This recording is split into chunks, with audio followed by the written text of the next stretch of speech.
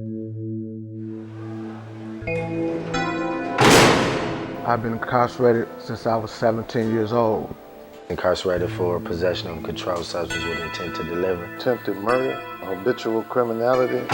First degree reckless homicide, party to a crime. Reckless endangerment, second degree. I had been arrested some 28 times in a 13-year span. Every day in this country, more than 1,600 inmates are released from prison.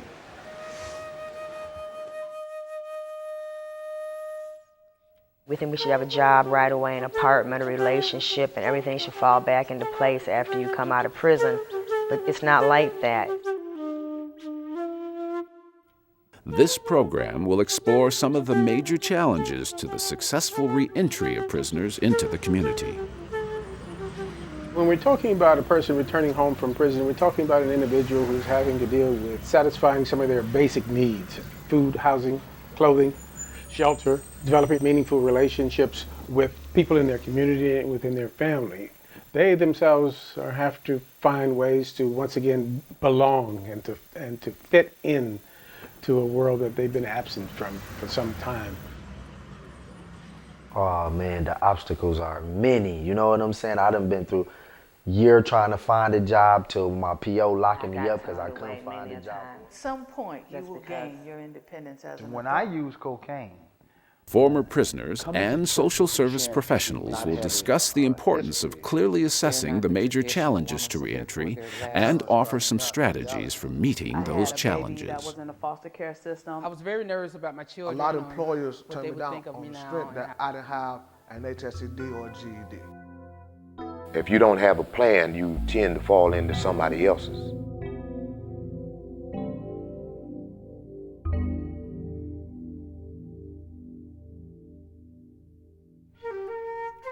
I was a relatively intelligent human being and couldn't stop.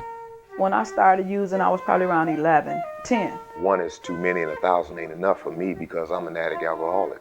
I lost it all. I lost it all to drugs. And it never loved me in the first place. 80% of prisoners have a history of substance abuse. More than half were using when they committed the offenses that led to their imprisonment. Inmates who are able to complete a recovery program will significantly reduce the likelihood that they will be reincarcerated.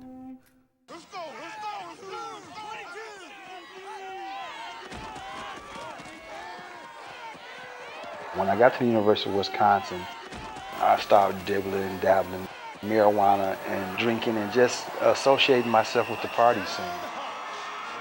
I ended up excelling in football and going on to play professional football, in which I started dabbling heavily in the use of cocaine my rookie season.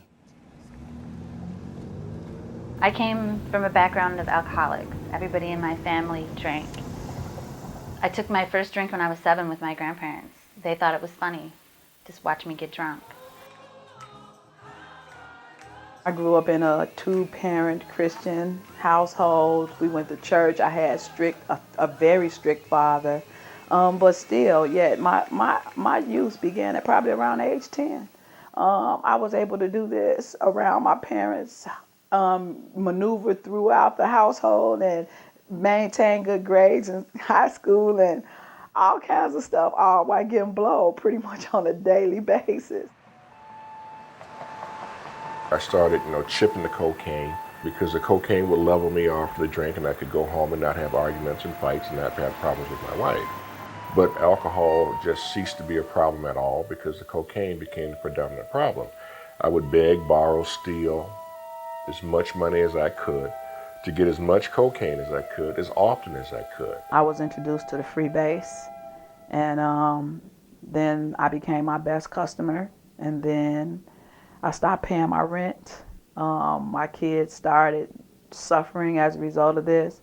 I was lying, stealing, cheating, doing everything that people do, for drugs.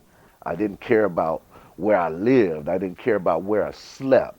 I didn't care about eating. I didn't care about a car. I didn't care about my wardrobe. I prostituted, I dope dated, I took stuff out the house, stole. My whole addiction was basically to the lifestyle, the things that I was into. I just couldn't seem to shake it. You know what I'm saying? I couldn't seem to leave that alone, even though I know that that was a dead-end road. Back and forth to prison, and I still do the same thing. So I figured myself as an addict in that way.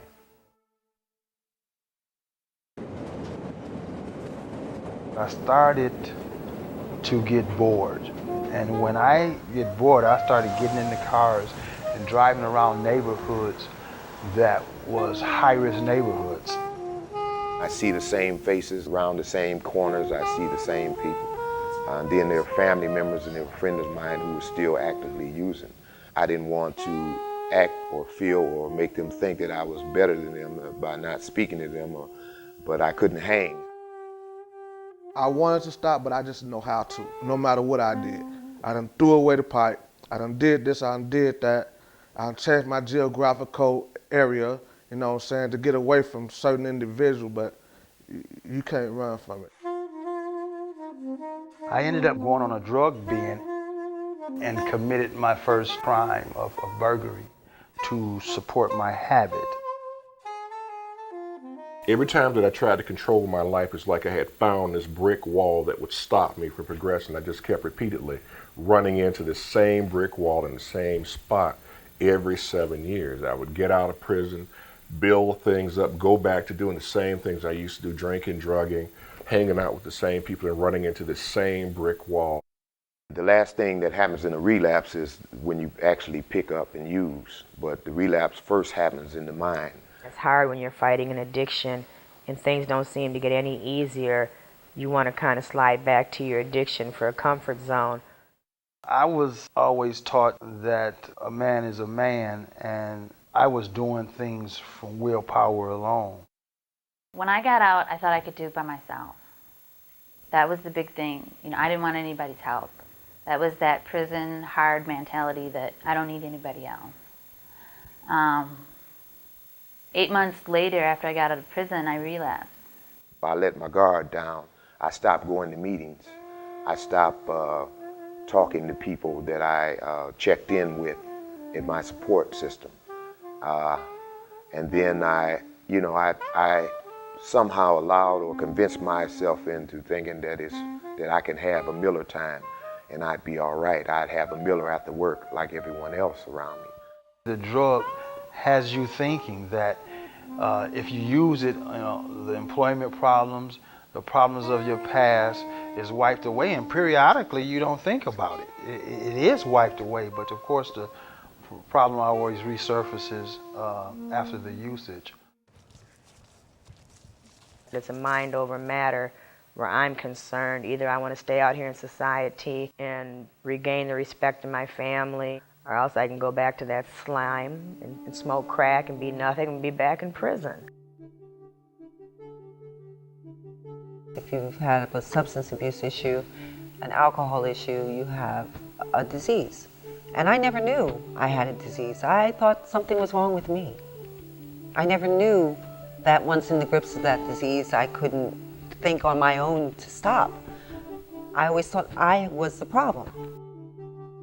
This time when I was incarcerated, a friend of mine took it upon himself really to support me in a way that I've never been supported before. He supplied me with tons of literature dealing with my addiction and continued to motivate me. Pretty much what he did was just brought life back into me. Life is beautiful. Life is beautiful. I'm clean. I've been clean for over 2 years. I haven't touched anything, you know what I'm saying, nothing that could alter my mood, you know. At this point, even though I'm striving in a lot of ways as far as, you know what I'm saying, trying to make ends meet, I know that if I use, then what I have accumulated, I could lose it all. So if I weigh that in the balance, what I have as opposed to what I didn't have, then I love what I do. You know what I'm saying? I'm loving this life. Well, it's not an easy task coming out finding housing. First of all, you got that. Second of all, how's your credit? I got evicted, you know, because my home was raided. I was required to inform them that I was a registered sex offender. I got turned away many a times just because, you know, I was on paper and I'm a felon. Safe and stable housing is a major step in successful reentry. However, finding it can be difficult and stressful. A majority of released prisoners will return to disadvantaged and economically distressed urban neighborhoods in America's largest cities, where opportunities to reoffend are magnified. Most people returning from incarceration need a good, stable support network. Lack of housing is just one of those things that makes an individual's situation unstable.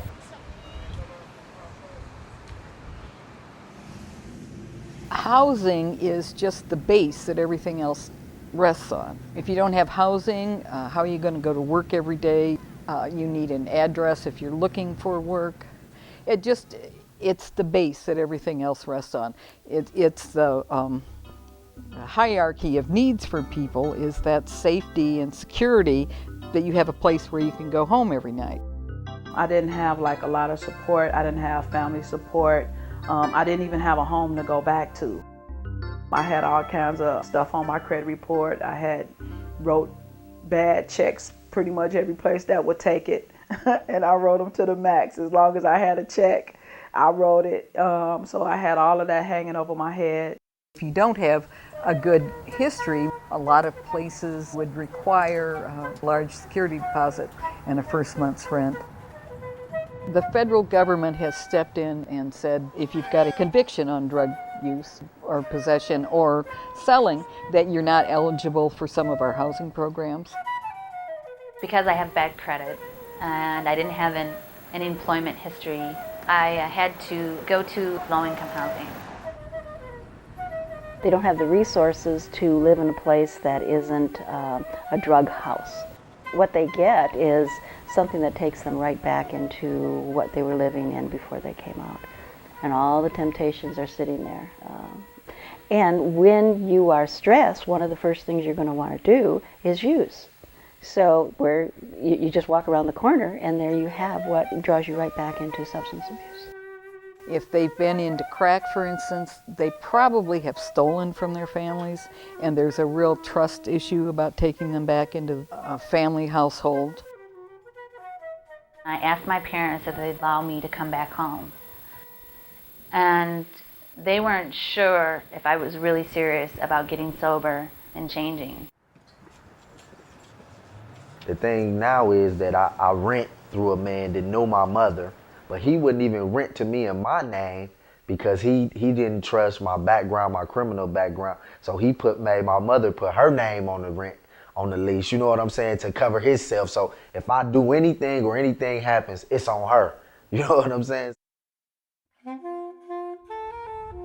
When I was making that transformation, I was fortunate enough to have someone who would co-sign for me. Brought in a roommate, another brother who was struggling, and then we split the rent and everything, but it worked out great for both of us. We were able to sharpen each other and keep each other accountable. For people with limited resources and for those without a support network, transitional housing can be the safe, secure, and vital alternative they need. My process included a halfway house. I think my baby was like 5 months old. So he stayed in that halfway house with me. It was a 6-month residential treatment program. Having that was just an extra added piece of security for me personally, because I wasn't just thrown back out into society without anything, you know. I did have the structure of the halfway house. Well, when I first got out, I went to a transitional living. It was structured. I was willing to do anything to stay out. So contrary to what I did when I was using, I flipped the script when I stopped using. Meaning, if they said be in a certain time, I was there. You know? If that meant no company at a certain time with nobody in my room. I like this room because I can see the city.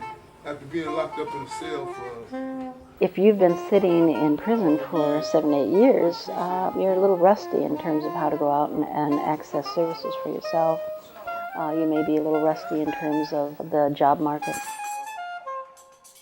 Transitional living is a place where people can actually live there while they look for employment. They have people that's helping them fill out applications, prepping them for job interviews. But most of all, it provides a safe environment for people to live. It helps a person feel like they belong to that community, and it also helps them to reconnect with their children and with their significant others, also their families. This is our kitchen in the white.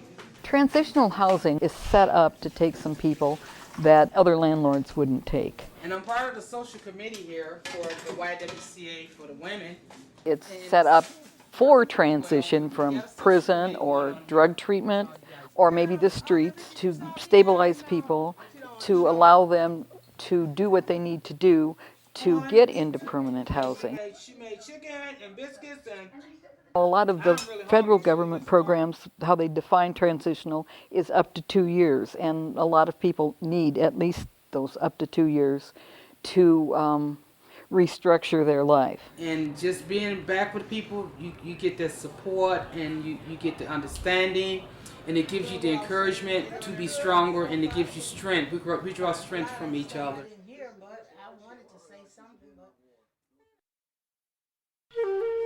The streets was my life. That's where I lived. That's where I got down. That's where I made my living. I didn't have a job. I didn't have any training, specific training anyway, to do anything. For the most part, I never worked. They asked me different questions about, how I'm doing and what I'm doing, and, then they look at the application and actually see the 17-year gap. Didn't want to work, didn't have to work. I was on W-2. I had to do none of that. What I want to work for? I'm getting money coming in the mail. Many former inmates face considerable obstacles to finding permanent, well-paid employment. Most persons who go to prison and come out, they don't have a lot of job skills. When they come out, I think one of their dreams is to be able to get a job, but they know deep down inside that that's going to be a difficult task because they don't have the skills. The only experience I had was being on the streets, being a hustler. I never thought that working was hard, though. Whatever I was showed how to do, I really picked up on it pretty fast, but I never really worked when I was out here before. I worked at Burger King when I was 15 for about a month and a half, and that was it. If it's like drug offenses, they didn't have jobs really before they went to prison. The only job skills that they have is like cleaning, things that they could do, laundry, things that they could do while they were in prison. I was turned down for numerous jobs, and I just felt that I would never get another chance from anyone. The person coming out of prison, most of them have never been employed. They don't even know how to fill out an application. Without a job that pays an adequate wage, just to even go to a job interview, you need a bus ticket or you need some kind of transportation. A lot of our individuals have child support payments that they have to make. If your job requires that you have tools and you don't make enough money to even pay for the tools to go to work every day or things of that nature, wages are very important. The recidivism of prisoners is due to them coming out and getting discouraged because they don't know the resources that are available. They go back to their old environments and start committing crimes. Caught up in a revolving door of turn downs and no callbacks, so I started hanging paper to sustain myself. If you don't have a job, it takes nothing for you to make a phone call to those people that were with you when you were selling drugs, for you to get back involved in things like that. Persons who are addicted to alcohol or drugs, they have this ability to find all the resources they need to get the drugs. So if they take that and flip it over and say, I'm going to find all the resources that I can to get employment. You do have organizations out here that are willing to work with inmates, but you got to be straightforward, got to be honest. I don't hide any information, because that can be a detriment to your employment. Oftentimes employers will knowingly hire someone. It depends on what the offense is, what the skills are in, and also what the job in which you're applying for. And also a great deal of that is based on what your parole or probation stipulations are. Sometimes that is controlled through the corrections agency as to what job you might take or might not be able to take. Being a convicted felon and having drug felonies makes it a lot harder to get jobs, and with a forgery I can't work with money because I can't be bonded. As with substance abuse programs, in-prison vocational training and work programs have been shown to reduce the chance of rearrest and reincarceration.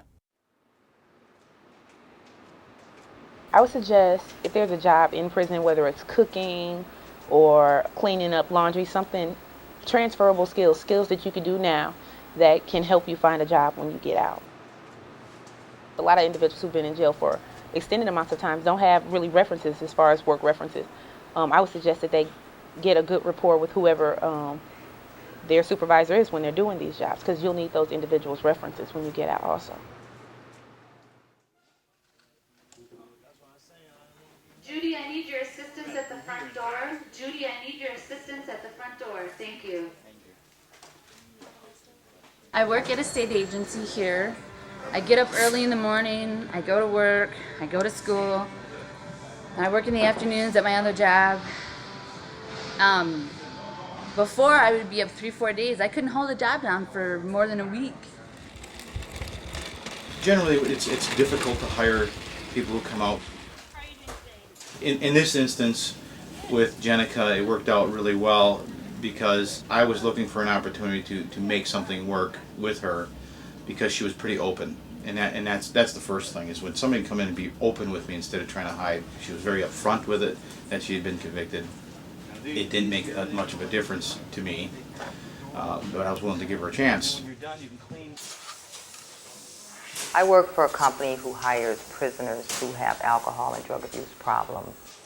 We only hire people who have been incarcerated, who are on probation or parole, who have problems with substance abuse, because they need to have someone who believes in them, someone who's going to be sensitive to what their needs are.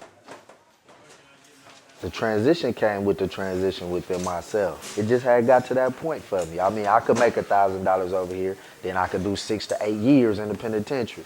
It just got to not weighing out no more. And I decided, well, I could also make $7, $8 here, and if I save it long enough, it'll turn into $1,000. You know what I'm saying?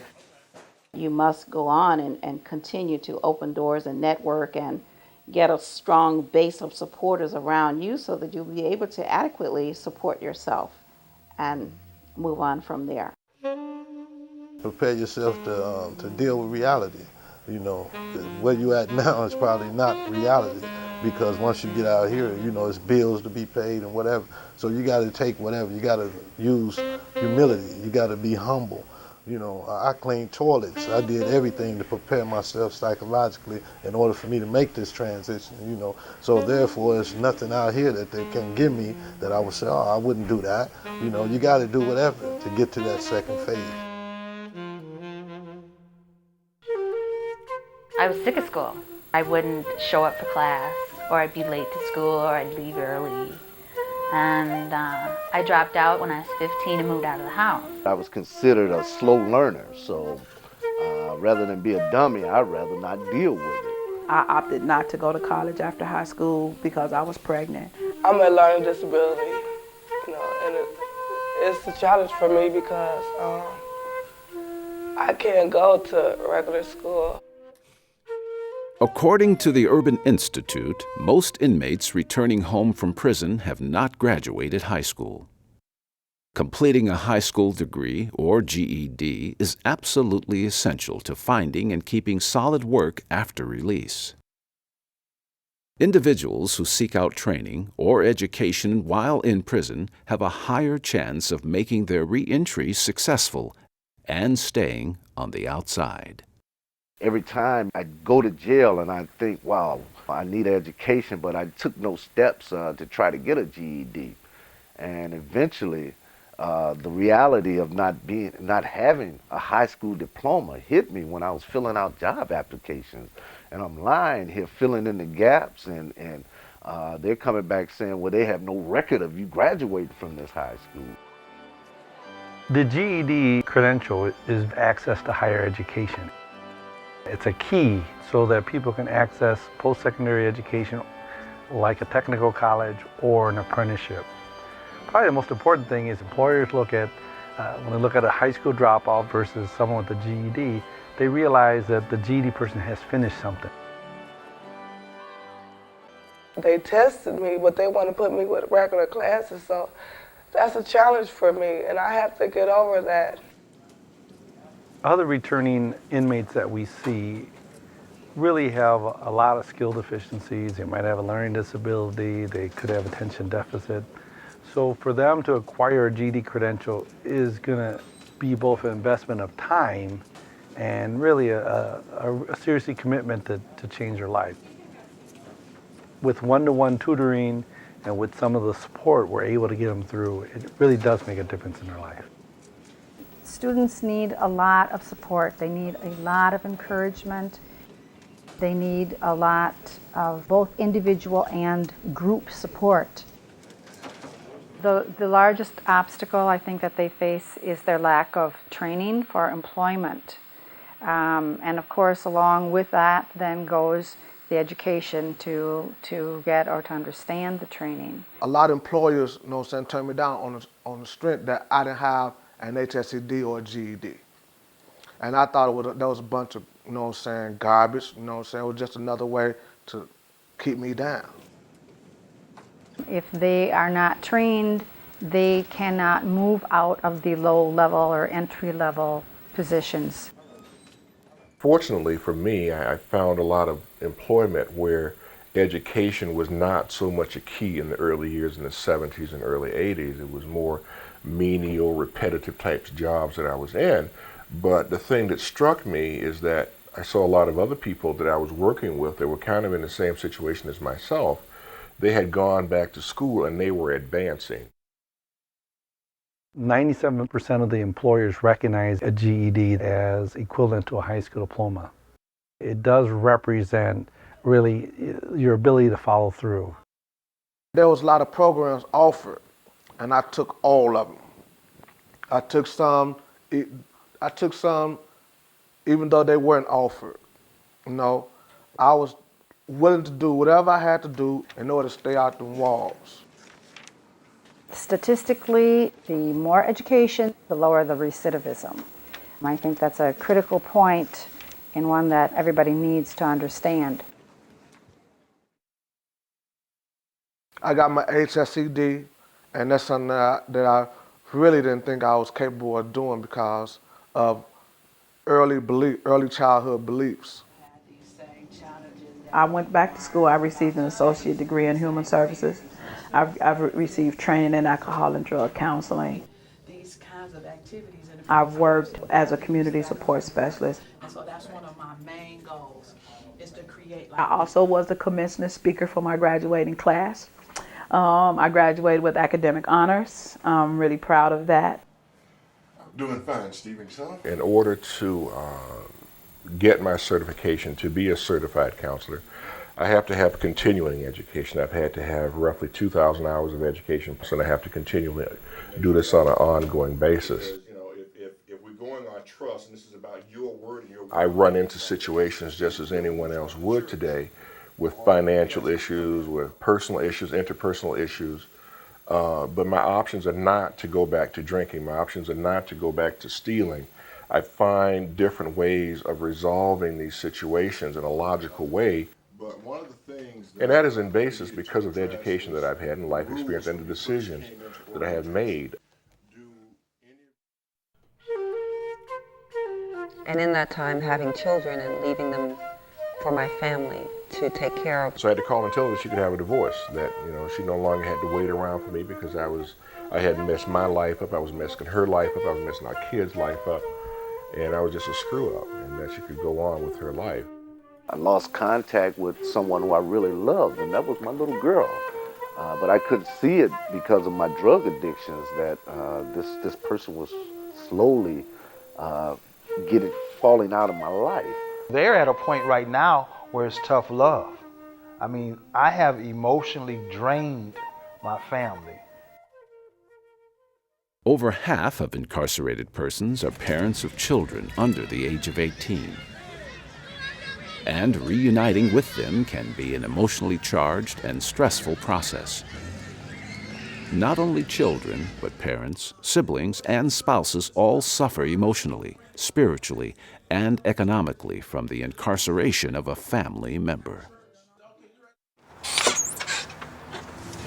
I hardly ever seen my mother. My brother was little when I went to jail.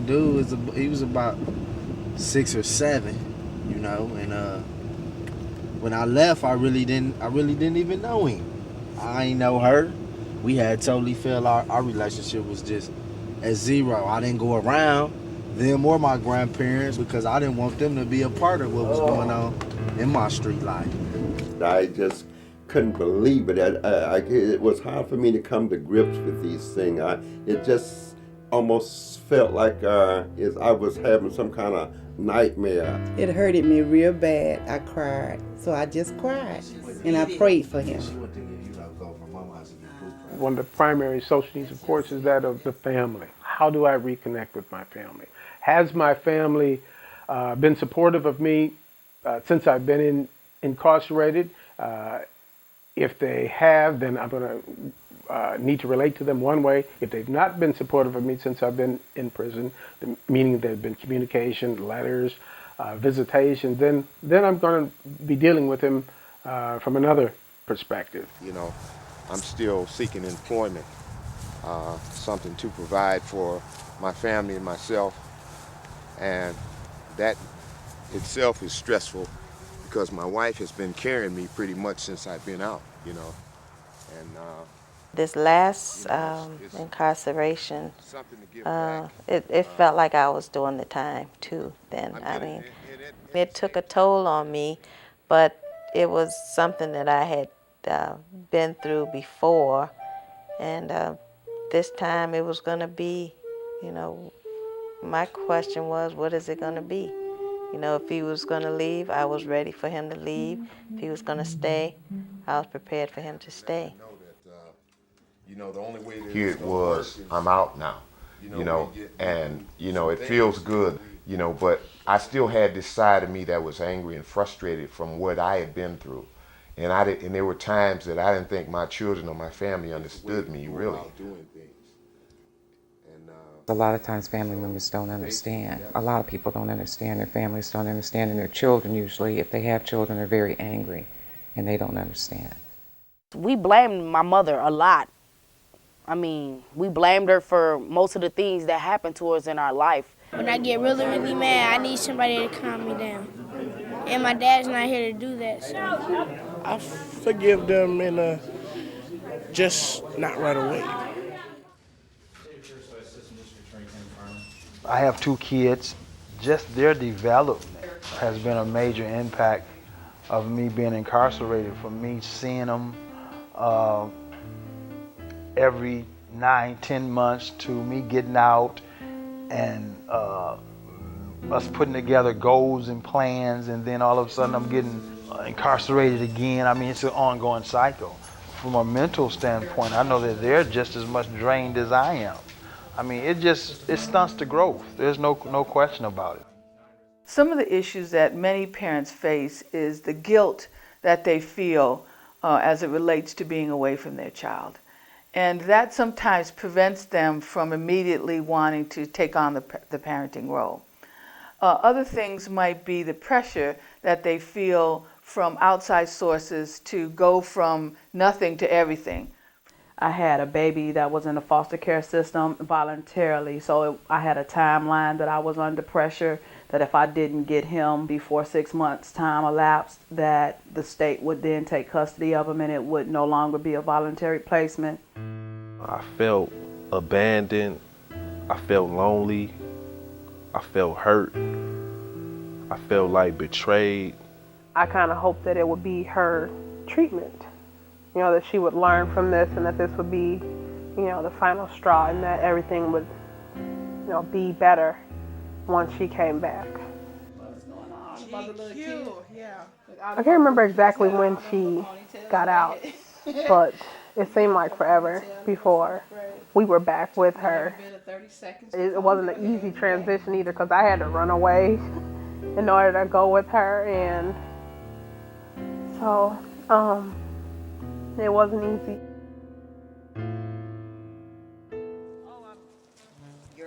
If children say things like, do you love me? Did you miss me? Why'd you do it? What'd you do while you were gone? How come you didn't write me? How come you didn't call me?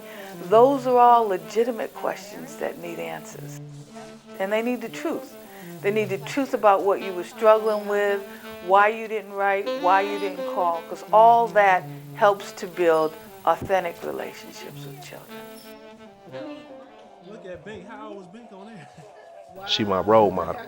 Like for her to overcome the things that she was faced with, those odds were like immeasurable. So for her to persevere and fight through everything she had to fight through just to get her family back and clean the community that she helped dirty up, and it was like, that just made me look at her like, wow. I just got the utmost respect and love for her today. Our relationship is just solid. I could talk to her about anything and just feel like a family. Me and her just tight.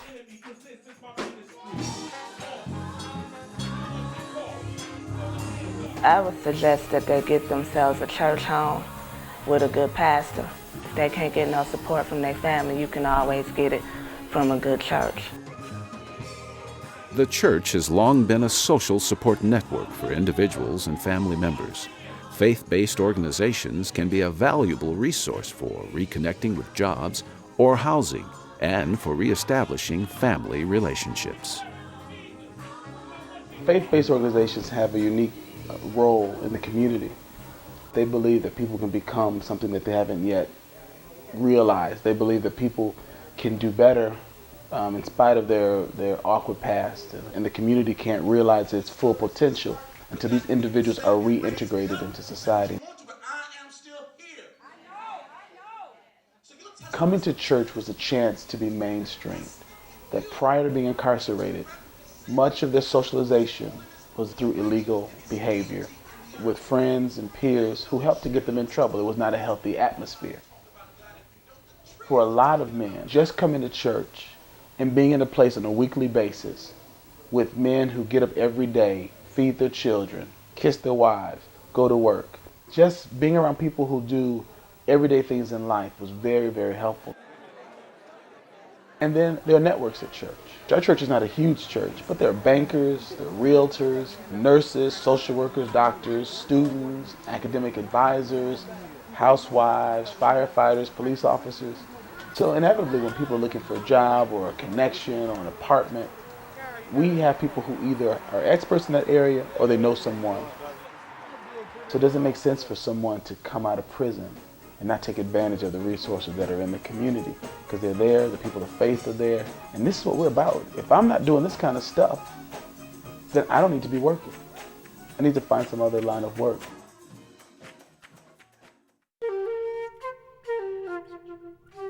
I got attention from the streets. Them was the people I thought loved me. Them the people I thought was my family, my real family. My very first time being released, I did very good. I had an apartment in the first 2 weeks, had a job in the next 2 weeks. I stayed clean for about the first 7 months, and then I just fell back into that old trap where you become codependent on men and then you become codependent on cocaine. One of my ex-boyfriends, we would fight every day, and another one would verbally abuse me. Society says, you know, women are the caretakers of the world, and women believe that, and they've internalized that, and that resonates within them, that they have to take care of everything. That the last thing they do is take care of themselves. When a man goes to prison, he says, "Where's my lawyer?" When a woman goes to prison, she says, "Where are my kids?" Women have special needs in the sense that they're usually nurturers and they're responsible for other people other than themselves. They're responsible for their partners, their children, setting up a household, So they have a great deal on their shoulders when they come out.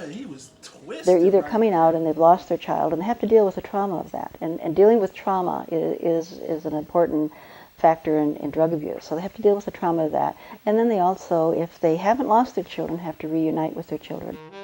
So I was afraid that if I got in trouble again, I would lose my baby. I had other kids all over the country that missed their mom, that I wanted to get back in my life. So I was anxious, you know, I was nervous, I was scared, but I was also, in a way, just a little optimistic that maybe I could actually do it. She will be the main breadwinner for that family when she reintegrates with them and trying to find something that supports her and the children adequately. Most of them come out and find something, but it doesn't support them adequately. We grow, then they get better. Usually the women have a history of trauma, whether it's sexual, emotional, physical abuse in their background. A lot of times they have on their record a history of a lot of police calls to their place where they lived. They might have lived with a partner who was dealing drugs. There might have been domestic abuse issues, so that the police may have come to address situations that weren't really their responsibility, but yet that ends up on their record. One of the reasons why people return to prison is because they don't have an opportunity to do something different. If you go out and look for work and you can't find work, then what are you going to do? Usually you're going to go back to any means necessary and do what historically you've done to get over. I made like $300 the first night I was there, and it was a strip bar. I lowered myself to the lowest. I prostituted, I dope dated. Society sometimes can be real cruel, you know. They label you and you get this stigma, you know, that, oh, she, you know, was a crack fiend, or, you know, she was a prostitute, or, you know, she did this and she did that. Historically, women are not drinkers or drug users. Society does not like to look at women as that. If women participate in prostitution or drug abuse, or they're alcoholics, then they're not the traditional woman, so therefore they're less than other women that would be viewed in society. They reintegrate with families that may not be very supportive and who are using and who want to draw them back into whatever they were involved with before. I went back to the same people. Matter of fact, I went back to my kid's father. His life hasn't changed, so therefore by me going back, it got me right back doing what I was doing at first. Got me back using, got me back stealing, got me back, you know, neglecting my child. Being faced with the expectation that you're gonna get your kids back, you're gonna be able to, you know, jump through all of these hoops, you know, maintain sobriety, find housing, get a job, take care of your kids, deal with their psychological and emotional issues, you know, that they have that stemmed from your use, from their abuse. I mean, you know, so it's just a lot of times the pressure to do what they need to do when they get out to be successful is more overwhelming than many of them can tolerate, and therefore re-entry back into prison is a easier avenue than to try to negotiate all the kinds of things necessary to get yourself set up on the outside. It's almost like you have to do not only a 180 once, but twice or 3 or 4 times. You know, you have to continuously do this to prove yourself worthy over and over and over again, you know, to be a woman, to be respected, to be, you know, a part of society, to be deemed a fit mother again, you know. So, you know, it's a whole bunch of stuff that we have to face that are different, you know.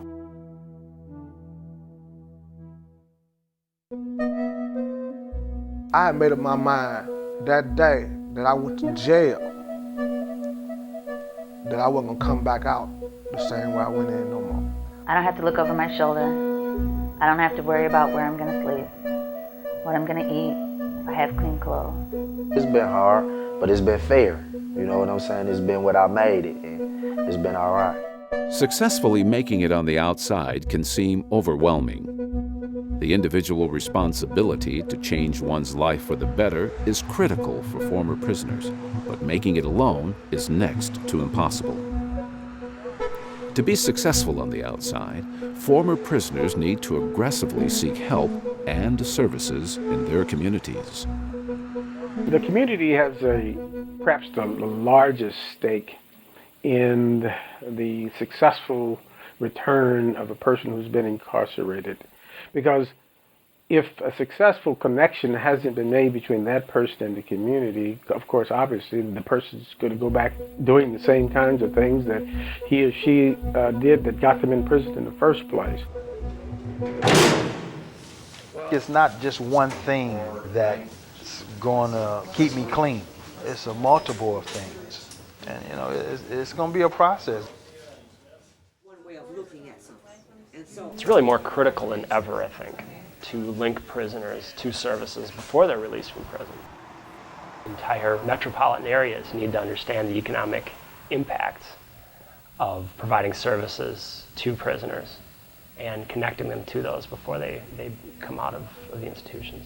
The service providers need to get into the institutions and begin to understand what services are needed and to begin, before the prisoner is released from prison, to wrap those services around an individual. Right now, the people that's in the process of being released, what they can do is prepare themselves with the resources that's available to them within the institution. You know, as far as getting involved in different situations that's conducive to getting out here and actually being employed. You know, like with me, you know, taking up custodian trainings and, you know, different things, because the institution do offer you different opportunities. And then you can take that and parlay that into, you know, what you're pursuing on the outside. Clearly, the reentry process is going to be smoother and more successful for those people who take the initiative themselves and go out and try and help themselves. Ask questions and look for resources, and don't take no for an answer. To search out and seek out everyone who will support you and latch on to them. Exactly. That's exactly. The biggest thing is let that pride go.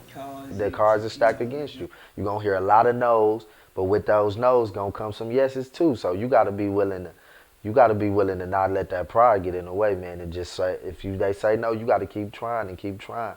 It's all going to be on you.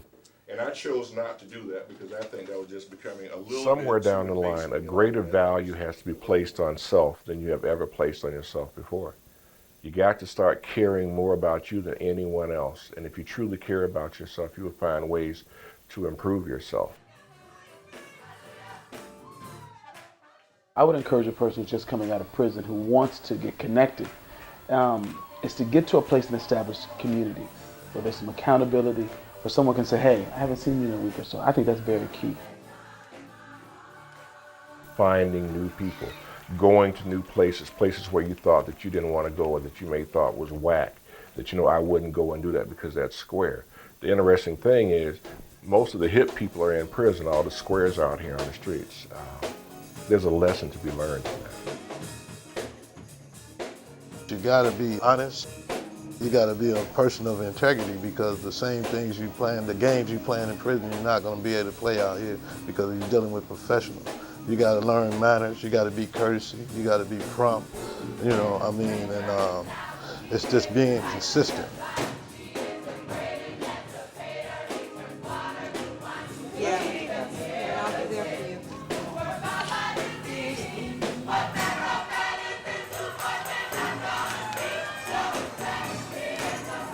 It's all on you. At the end of the day, you got to answer for you.